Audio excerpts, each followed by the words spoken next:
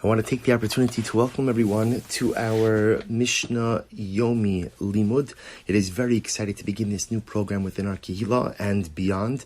The program of learning 2 Mishnayos a day.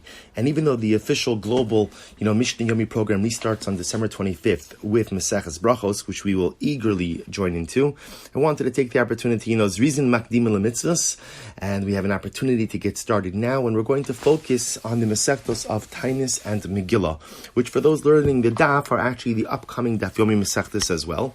And by learning those Mishnayos, we'll be better prepared for the daf. And even those who were learning the daf, the opportunity just to see Mishnayos, just to get a more global reach and understanding of the beautiful wisdom of Chazal is something exceptionally incredible. So in today's shir, we are going to be focusing on Perek Aleph, Mishnayos Aleph and Beis, the first chapter, the first 2 Mishnayos. Me'imasai maskirin gvuras kisham. Mishnah Aleph. First Mishnah begins, from when do we begin to mention the rain? Now, gvuras kisham literally means the strength of the rain. So the Gemara over here, the Mishnah, is talking about when do we begin to recite Mashiv Haruach Umorid Hageshem.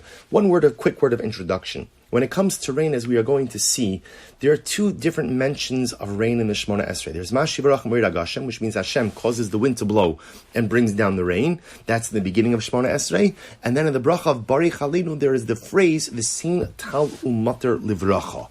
Kadosh Baruch Hu, give us rain and give us dew for blessing.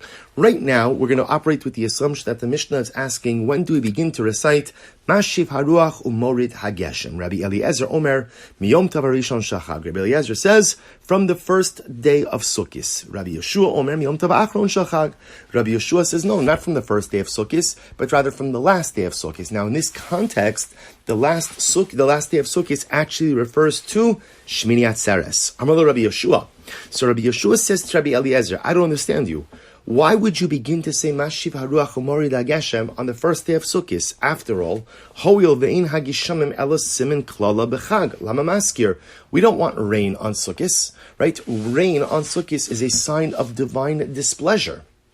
We want to be able to sit in the sukkah.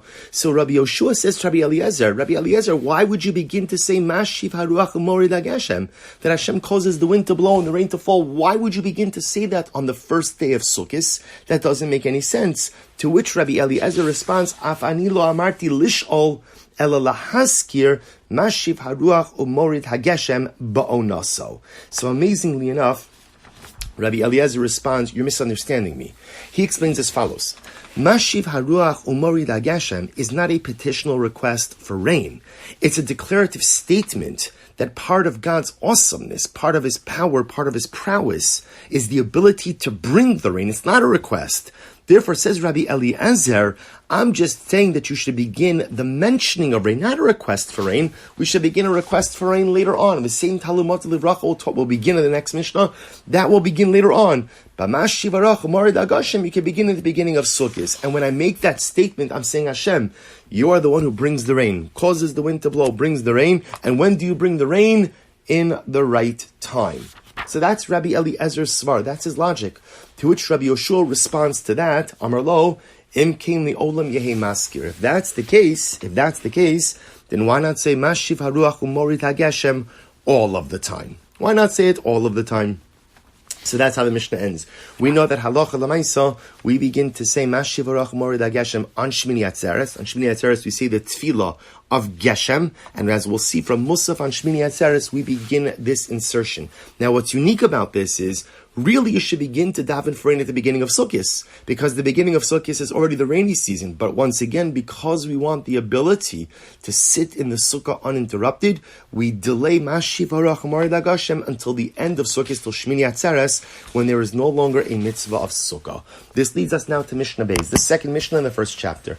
Ein shwalanas hagishamim ela samach legishamim. Now here, once again, the Mishnah says, we do not begin to say Mashiv Haruach Umorid Hageshem except when it's close to the time for rain.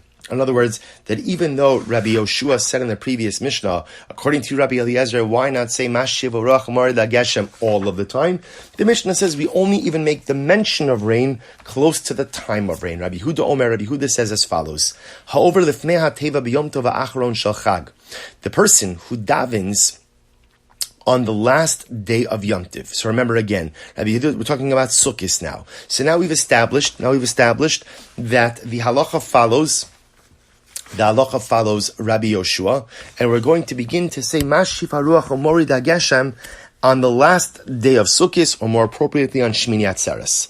The question is, which tefillah on Shmini Atzeres should we begin to say Mashiv Haruach Morid HaGeshem? So Rabbi Yehuda says as follows: Ha'achron maskir, Harishon eno maskir. In Musaf we say Mashiv Haruach Umorid HaGeshem, but in Shachris we do not. That's what it means. Acharon means Musaf, Rishon means Shachris. So we begin to say, we know this. This is halacha l'maisa. We begin to say Mashiv Haruach Umorid HaGeshem, actually in the personal, in the private Shmona Esrei of Musaf, but we don't say it in Shachris. B'yom Tov Rishon Shal Pesach. Now, the Mishnah now goes to the other side of the equation, the bookend of this, because we're assuming now that we stop reciting Mashiv Haruach Morid HaGeshem on Pesach, because Pesach is officially the end of the rainy season. So B'yom Tov Rishon Shal Pesach, on the first day of Pesach, Harishon Maskir, the person who daven Shachris will still say Mashiv Haruach Morid HaGeshem, Ha'acharon eno maskir, but the person who davens Musaf will not go ahead and say Mashiv Haruach Morid HaGeshem. So it's the reverse. So on Sukkot, on Shmini Atzeres, in Shachris we don't say Mashiv Haruach Morid HaGeshem. In Musaf we begin. On first day Pesach, Shachris will say it. Musaf already we will stop. So now this is a more general question. Now, interestingly enough, the Mishnah here transitions to a different topic, related topic, but different topic. Up until now, we've been focusing on Mashiv Haruach Morid HaGeshem.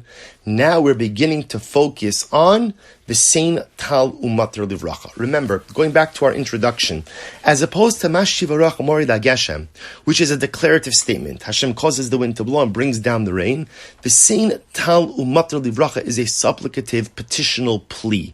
We're asking Hashem, please give us the rain and give us the dew for blessing. So the Gemara Mishnah now says, until when do you say the same Tal Umater? Because remember, we've already resolved Mashiv Haruach Morid HaGeshem, right? We're going to begin on Shmini Atzeres, Musaf on Shmini Atzeres, and we're going to end after Shachris of first day Pesach. What about the same Tal Umater Livracha? Rabbi Yehuda Omer Ad Sheya'avor HaPesach. Rabbi Yehuda says we're going to recite Mashiv Haruach Morid, the same Tal Umater Livracha until Pesach is over. You say it until the end of Pesach. Rabbi Meir Omer Ad Sheyetze Nisan. Rabbi Meir actually says, no, you say it for the entirety of Nisan. Not just until after Pesach, but until the end of Nisan. Why is that? He quotes this from the Pasuk in Yoel that says, Vayorei lachem geshem umore umalkosh Barishon. So the Navi says, Hashem will bring you rain. We'll discuss this, that Geshem, More, and Malchosho are different types of rain.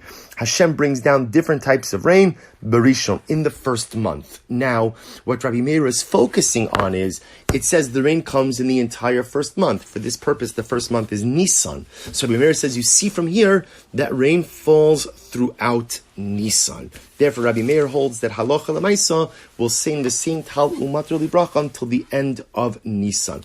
We'll save the halacha l'maisa on this piece for subsequent Mishnayos because we still have more to discuss regarding the same Tal Umater Livracha. But we will stop here. In Mirat Hashem, in our next shir, we will cover Mishnayos Gimel and Dalid 3 and 4. Wishing everyone a good Erev Shabbos and a good Chodesh.